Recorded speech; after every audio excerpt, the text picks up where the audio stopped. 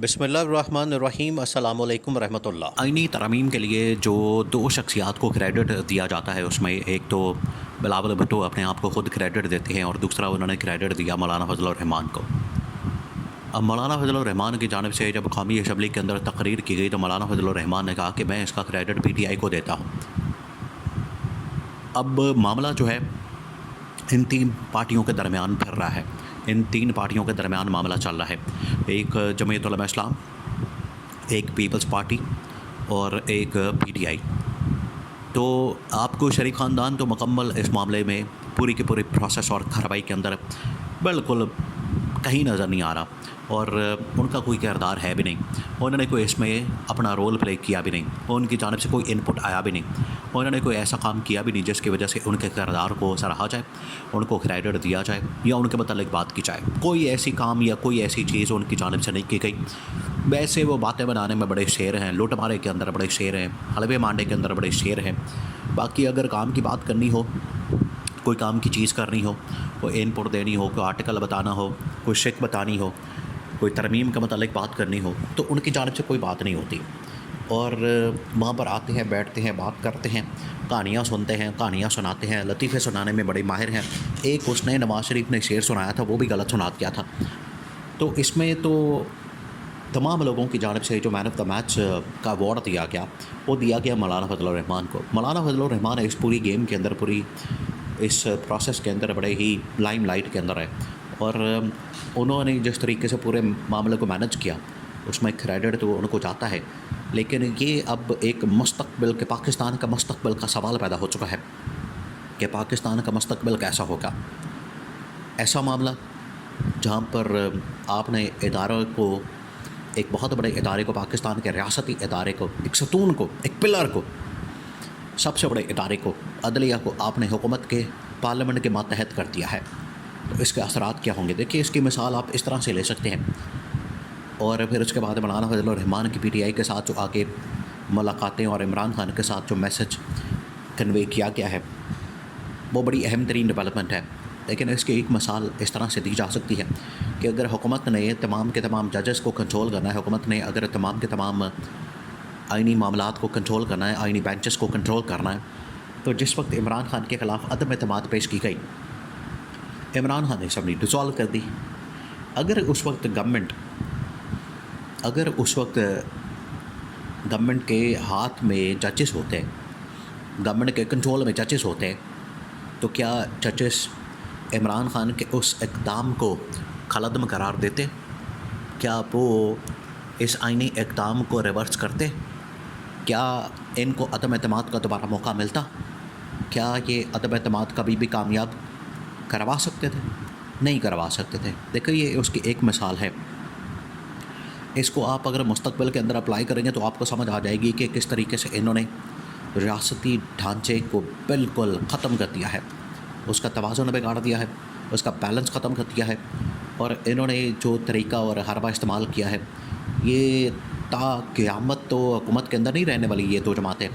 और इन्होंने सारा का सारा ये जो काम किया है, इसकी वजह से बैलेंस ऑफ पावर जो है वो सारा बिगाड़ दिया और इस्टेब्लिशमेंट के कंट्रोल में सारा मामला चला गया है। इनको अभी समझ नहीं आ रही, वक्त इनको बताएगा, वक्त ये साबित करेगा कि किस तरीके से इस्टेब्लिशमेंट ने पूरा कंट्रोल जो है अदलिया के ऊपर कर लिया। अदलिया से ये बड़ी शिकायतें करते हैं नून लीग वाले, पीपल्स पार्टी वाले, कि अदलिया हमारे साथ, अदलिया ने हमारे साथ ये किया, अदलिया ने हमारे साथ वो किया, अदलिया ने ऐसे किया, अदलिया ने वैसे किया। ये बड़ी शिकायतें करते हैं नून लीग वाले, पीपल्स पार्टी वाले, हमें क्यों निकाला, हमें क्यों बाहर किया, हमें क्यों डिस्क्वालीफाई किया, हमें क्यों नाअहल किया। और ये जो अब अदलिया बना दी गई है, जिस पे मुकम्मल कंट्रोल इस वक्त अदलिया के पास, ये मुकम्मल कंट्रोल पार्लियामेंट के पास या हुकूमत के पास है। और हुकूमत और पार्लियामेंट कौन डील करता है? इस्टेब्लिशमेंट डील करती है। आप ये मामला सामने रखें कि जो लेजिस्लेचर है उसका काम होता है कानून साजी, इसमें तो कोई शक नहीं।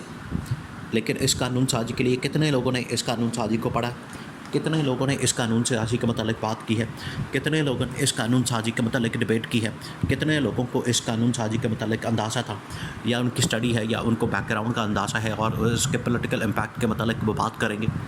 किसी को कुछ नहीं पता। तो ये जो तरमीम कर दी गई है, ये पाकिस्तान के मुस्तकबिल के ऊपर एक बहुत बड़ा सवालिया निशान लगा दिया गया है। पाकिस्तान के मुस्तकबिल के साथ एक बहुत बड़ा खिलवाड़ कर दिया गया है। अब मामला ये है कि मौलाना फजल रहमान मुसलसल इमरान खान के साथ मैसेज कन्वे कर रहे हैं और पीटीआई के साथ मैसेज कन्वे कर रहे हैं। अब एक कमेटी बनाई जाती है जो कि पार्लियामेंट्री कमेटी होती है, जिसने ये डिसाइड करना होता है कि चीफ जस्टिस नया कौन बनेगा। अब इस पार्लियामेंट कमेटी के अंदर जब पीटीआई, मौलाना फजल रहमान सारे शामिल होते हैं तो पीटीआई उसमें जाने से इनकार कर देती है और इमरान खान के इंस्ट्रक्शंस और हिदायत के मुताबिक इसका बैकआउट करती है।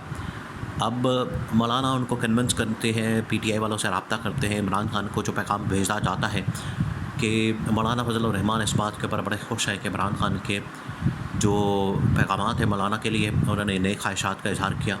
मौलाना ने भी उनके लिए आखिरकार मुस्बत पैगाम दिया कि बड़ी अच्छी बात है कि इमरान खान हमारी बात करता है, हमारा जिक्र करता है।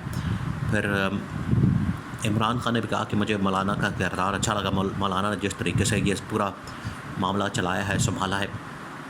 तो दोनों के दरमियान क़ुर्बतें बढ़ रही हैं और अगर किसी स्टेज के ऊपर दोनों के दरमियान मामला ऐसे हो जाते हैं, देखिए एक वक्त आ रहा है, चीज़ें उस तरफ जा रही हैं कि जब ये हुकूमत वाले ख़ुद सड़कों पर होंगे और अदलिया की आज़ादी की बात करेंगे, जजेस की आज़ादी की बात करेंगे, अदलिया की इंडिपेंडेंस की बात करेंगे, इनको ख़ुद ख्याल आएगा, ये ख़ुद रोएंगे, पिटेंगे, चीखें मारेंगे और इनको ख़ुद उस वक्त एहसास होगा कि इन्होंने कितना बड़ा ब्लंडर मारा, कितनी बड़ी गलती की है और इन्होंने हरकत जो की है उसकी वजह से कितना नुकसान हुआ है। ये जो इन्होंने सारा कुछ किया है इसकी वजह से नुकसान इनका अपना होने जा रहा है। मौलाना इनको ये बात समझा रहे हैं, मौलाना की जानिब से बात समझाएगी। मौलाना ने कहा कि मेरे 8 वोट हैं टोटल, लेना चाहते हैं तो आप ले लें, मुझे इसको कोई परवाह नहीं है, उसके बदले में मैं जो चाहता हूँ आप मुझे दे दें, लेकिन मुस्तक़बिल के अंदर इसकी कीमत आपको चुकानी पड़ेगी, मुस्तक़बिल के अंदर आपको इसका खमियाजा भुगतना पड़ेगा और ये मुस्तक़बिल के अंदर खमियाजा इनको भुगतना पड़ेगा। अभी अपनी मर्ज़ी का चीफ जस्टिस लगा लें, 100 बिस्मिल्लाह, कोई बात नहीं, लेकिन मुस्तक़बिल इनको ये बताएगा। अभी तो शायद इतनी दूरअंदेशी इनके अंदर नहीं है और ये समझ नहीं पा रहे, इनको नज़र नहीं आ रहा कि ये किस तरीके से तमाम चीज़ें इनके अपने गले पड़ जानी है। मुस्तक़बिल के अंदर फिर इनको अंदाज़ा होगा कि आज ये जो इन्होंने गिरें लगाई हैं इनको कल दांतों से खोलनी पड़ेंगी और इनको कितना ज़ोर लगाना पड़ेगा। आज कोई जमहूरियत की बात नहीं कर रहा, आज कोई आइन की बात नहीं कर रहा, आज कोई आइन की बालादस्ती की बात नहीं कर रहा, आज सिर्फ बात कर रहे हैं हुकूमत वाले अपनी हुकूमत के लिए, अपने इक़्तिदार के लिए, अपनी लालच के लिए। लेकिन कल इनको एहसास होगा कि इन्होंने कितना बड़ा ब्लंडर किया था, कितना बड़ा इन लोगों ने ब्लंडर मार कर अपनी जो सारी ताकत है, अपनी जो दाढ़ी है, वो इन्होंने इस्टेब्लिशमेंट की और अदलिया के हाथ में दे दी। और अगर ये समझते हैं कि अदलिया अपना बंदा ला के ये कंट्रोल कर लेंगे, ये कभी नहीं होता। वो अदलिया के साथ लॉयल रहेगा और जब चाहेगा इस हुकूमत को निकाल के बाहर फेंक सकता है।